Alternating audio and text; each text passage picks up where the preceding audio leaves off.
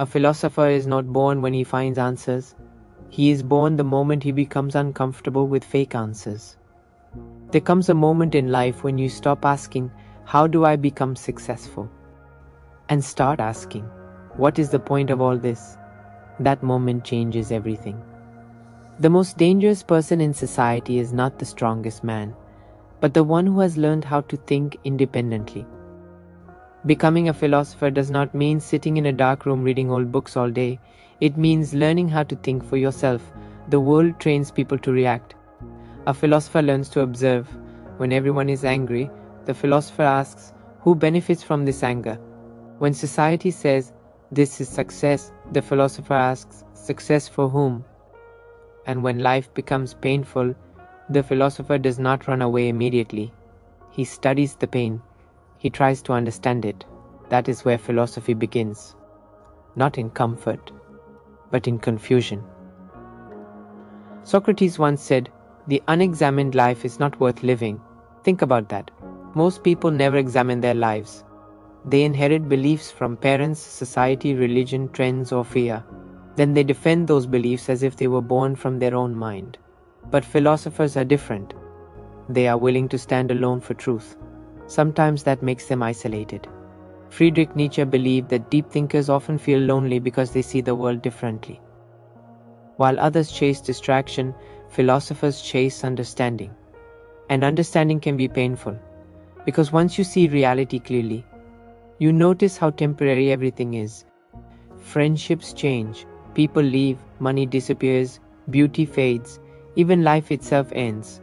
That realization can either destroy you or awaken you. Philosophy teaches you to stop depending on temporary things for permanent happiness. Marcus Aurelius wrote during wars, betrayal, and suffering. Yet he reminded himself, you have power over your mind, not outside events. That is the power of philosophy.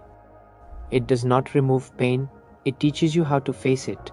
A philosopher understands that suffering is part of life, but suffering can become wisdom if you learn from it. Every heartbreak teaches attachment. Every failure teaches humility.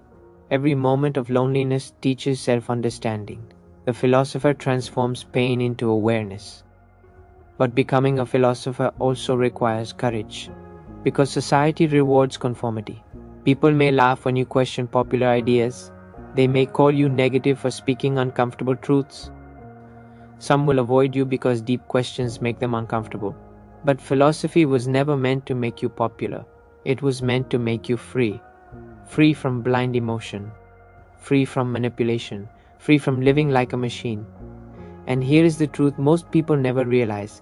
You do not become a philosopher overnight. It happens slowly. You start spending more time alone. You begin observing people more carefully. You stop chasing every trend. You become less interested in impressing others and more interested in understanding yourself. That is the transformation. The philosopher is not someone who knows everything. The philosopher is someone who never stops searching.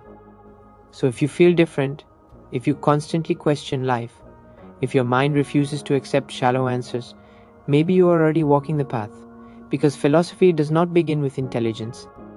It begins with awareness, and awareness changes everything. The moment you start questioning reality instead of blindly accepting it, you stop being just another person in the crowd. And you begin becoming a philosopher